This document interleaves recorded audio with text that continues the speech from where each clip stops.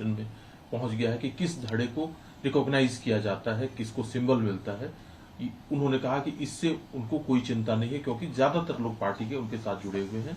साथ ही उन्होंने प्रधानमंत्री के नॉर्थ ईस्ट दौरे को लेकर के बात की, मणिपुर क्यों नहीं जा रहे प्रधानमंत्री, उन्होंने सजेस्ट किया कि प्रधानमंत्री मणिपुर जाए, नॉर्थ ईस्ट का दौरा करें। क्या कहना है सर? देखिए, एक जबरदस्ती की हवा बनाई जा रही थी, उन्होंने बिल्कुल स्पष्ट कर दिया।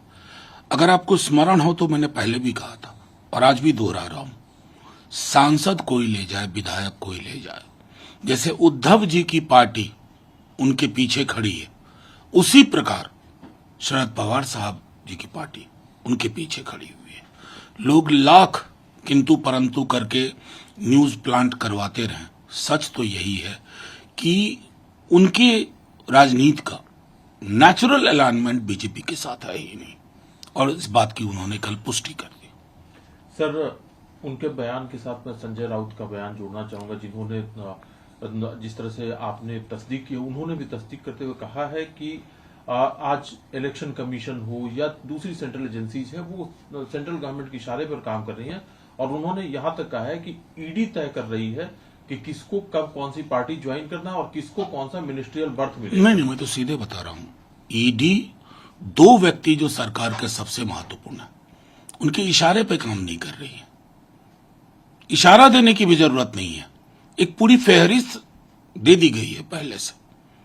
इसलिए जब मैंने बार बार कहा कि इसलिए जब जब प्रधानमंत्री आजकल भ्रष्टाचार भ्रष्टाचार बोलते हैं तो मेरी नजर होती है कि कौन बीजेपी के दरवाजे पे बुला लिया गया, किसके साथ उनकी अगली तस्वीर आने वाली है।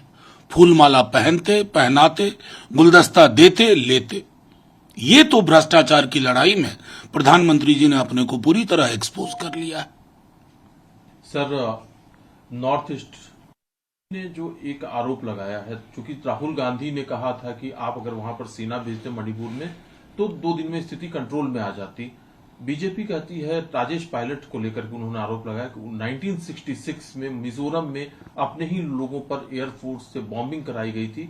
हालांकि इस बयान के बाद अशोक गहलोत और सचिन पायलट, जो कि एक दूसरे के खिलाफ नजर आते, दोनों एक साथ नहीं, मैं अब बताऊं कि न्यूज एजेंसीज को भी थोड़ी सावधानी बरतनी चाहिए। जब मिजोरम में बमबारी हुई थी ना, पहली बात तो क्या परिस्थितियां थी, आप अपने वायुसेना का अपमान कर रहे हैं, भूलिए मत, यह है सेना का सम्मान। दूसरी चीज, तभी सचिन जी के पिता महत्वपूर्ण राजनेता, कद्दावर राजनेता, कमीशन भी नहीं हुए थे। झूठ की इंतहा कर रहे हैं। ये झूठ क्या करेगा? ये जहर बोएगा। आप जहर की खेती कर रहे हो, पूरे देश में जहर बो के रख दिया। इतना जहर हो गया ना, संभाल नहीं पाओगे। हम रहे ना रहे, आपसे नहीं संभलेगा ये जहर। ये सब कुछ छत विछत कर जाएगा। अभी भी हाथ जोड़ के विनती करता हूं, चुनाव लड़िए, लोगों को मत लड़ाइए, इतिहास के पात्रों को एक दूसरे से मत लड़ाइए। Enough is enough. Sir, India block, उससे पहले 2 पार्टियों के बीच जिस तरह से कल बयानबाजी हुई, कांग्रेस की तरफ से बयानबाजी हुई कि दिल्ली में 7 सीटों पे लड़ेंगे। आम आदमी पार्टी ने एक तरफ तो कहा कि कांग्रेस लड़े तो लड़े, साथ ही उन्होंने छत्तीसगढ़ में अटैक किया कि छत्तीसगढ़ में लोग बदलाव चाहते हैं, आम आदमी पार्टी को चाहते हैं। ये क्या इस तरह के बयान जरूरी है? नहीं, मेरा तो सीधे तौर पे मानना है कि मीडिया की मुख्य धारा का एक वर्ग प्रधानमंत्री जी की विफलताओं पे सवाल पूछने के बजाय ये बैठ के सुबह से जुगत में रहता है कि कहां पे भिड़वा दें 2 लोगों के ईगो को। मैंने बयान सुना था, कहा गया कि कांग्रेस ने कहा कि 7 सीट तैयारी रहे। जब हम गठबंधन में भी जाते हैं ना, अब जैसे बिहार में हमारा जदयू कांग्रेस लेफ्ट का गठबंधन होगा, तो क्या हम तैयारी 40 पर नहीं रखेंगे? वो एक तैयारी अंततः तो गठबंधन को मजबूत करेगी। लेकिन जो मैंने सदन में भी कहा, एथिकल साइटेशन बहुत जरूरी है। कहां से एक बयान का कौन सा हिस्सा निकाला और बाकी की 3 लाइन छोड़ दी, इससे अंततः नुकसान नहीं होगा इंडिया गठबंधन का। हमें पता है हमारी चुनौतियां क्या है और हमें यह भी पता है कि हम कैसे रिजॉल्व करेंगे।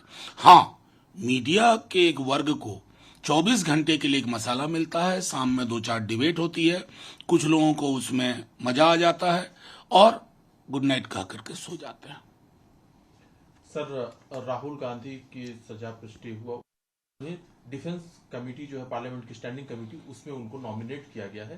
हालांकि तमाम चीजें प्रोसीजर है उसके तहत हुई है, लेकिन क्या कहना है मैं आपका? इस पर क्या कहूँ, ये रूटीन चीजें हैं। रूटीन चीजों पर टिप्पणी करने का कोई मतलब नहीं है। वो डिफेंस में पहले भी थे, शायद वो वैकेंसी रही होगी, उनको वो वैकेंसी ऑफर की गई, तो ये बेहद ही रूटीन चीज है। अगर ये भी चीजें लोकसभा में या हमारे संसद में बंद हो जाए तब तो फिर क्या कहना है। 200 नई संसद बना लो, लेकिन संसदीय चरित्र नहीं है अंदर। सर, राहुल गांधी आज लद्दाख के दौरे पर जा रहे हैं और जाते जाते उन्होंने जो बयान दिया है नेहरू मेमोरियल, जिसका नाम अब प्रधानमंत्री संग्रहालय हो गया है, उन्होंने कहा है कि नेहरू जी की पहचान उनका काम है। उन्होंने जो किया, उन्होंने अपने काम, उनका काम था तो उन्होंने क्या अपने नाम के लिए उन्होंने ये काम नहीं किया। बिल्कुल, मैं तो बार बार कहता हूं कि जिनको नेहरू को समझना हो ना, नेहरू को पढ़े और नेहरू पे लिखे को पढ़े।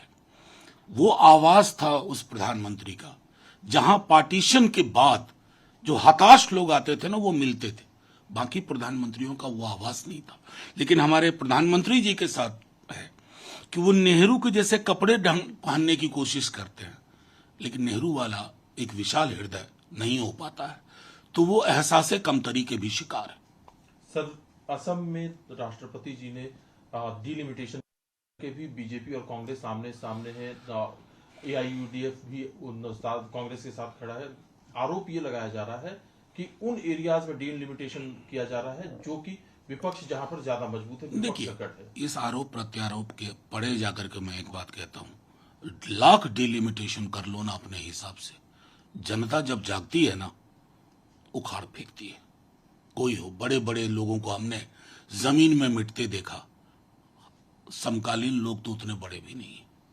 सर, एक और सवाल है सर, गुलाम नबी आजाद का ये बयान है, जब से उन्होंने कांग्रेस छोड़ा है तो उनके जो बोल है वो थोड़े से बदले बदले नजर आते हैं। उनका ये कहना है कि हिंदुस्तान में जो हिंदू धर्म है वो इस्लाम से ज्यादा पुराना है और हिंदुस्तान में जितने भी लोग मुस्लिम धर्म को मानने वाले हैं वो सब कभी ना कभी हिंदू धर्म से ही कन्वर्ट हुए, चाहे वो कश्मीर के ही क्यों ना हो। तो मैं तो गुलाम नबी आजाद साहब से अगर कभी बात हो तो पूछूंगा, इंसान पहले आया पृथ्वी पर या धर्म? पहले इंसान या पहले धर्म? पहले इंसान या पहले सरहद? पहले इंसान या पहले देश या सभ्यता? इसी सवाल में उनके उनके उनके उनकी बात का जवाब है। ये जो वो बोल रहे हैं ना, अतीत में जाकर के घाव कुरेदेंगे, जख्म और हरे होंगे। बस ये सोचिए, इंसान आया फिर धर्म आया, इतनी सी बात समझ में आ जाएगी ना, तो धार्मिक कट्टरता नहीं रहेगी।